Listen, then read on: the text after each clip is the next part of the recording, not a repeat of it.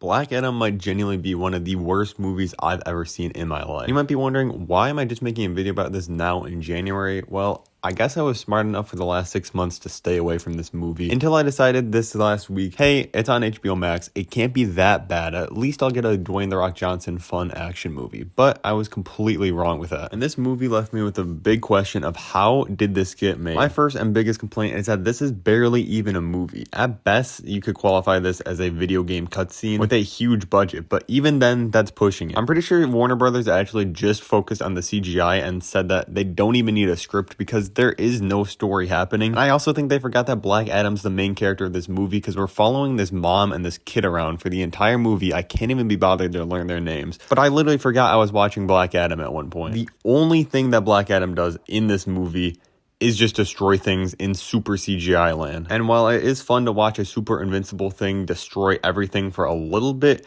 there's limits to it. You either got to be the super good guy like Superman or a super bad guy like Homelander, for example, and have an actual story going on with your character in the movie, a plot that people care about, people connect to a character whether they agree with it or not. There has to be something to grab onto there. But they put Dwayne "The Rock" Johnson, who isn't exactly an amazing actor, but he's a great comedy actor, a good action star. He has just a fun, bubbly personality, and they put him in this role where he doesn't even have a character. He barely even talks. This could literally be an emotionless AI, and nobody would be able to tell the difference. And don't even get me started on the Justice Society, because once again, I did not sign up for the Justice Society movie. I did not sign up for the kid and his mom exploring the country movie. I signed up for the Black Adam movie, but instead we focus on these groups of characters which, outside of Dr. Fate, are all completely terrible. And Atom Smasher and Cyclone, why are these two in this movie? I'm pretty sure some 80-year-old exec at Warner Brothers just thought, hey, there's two people that are under the age of 35, so let's just throw them in there. Maybe this is how kids nowadays talk, and maybe we'll get $7 extra at the box office because someone will want to come see Cyclone and Atom Smasher in this movie. And while those two are the biggest culprit of it, almost everyone is guilty of the Marvel formula of trying to just shove in jokes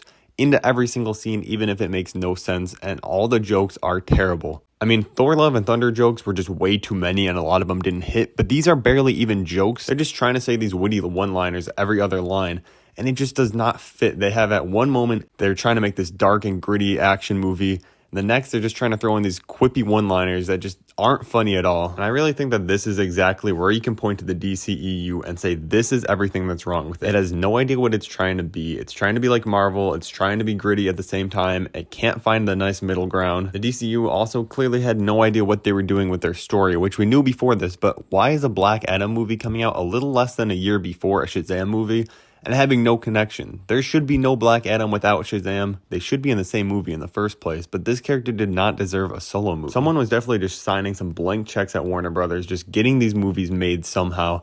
And thank God James Gunn is there to hopefully change this for the better. And while I'm definitely upset that Henry Cavill in this didn't have any meaning and that he's not going to be back as Superman at all, I genuinely think that loss, as great as that is at least going to be worth it for the rest of the DCEU getting rebooted, because this thing has no hope and it needs someone like James Gunn to come in and clean it up.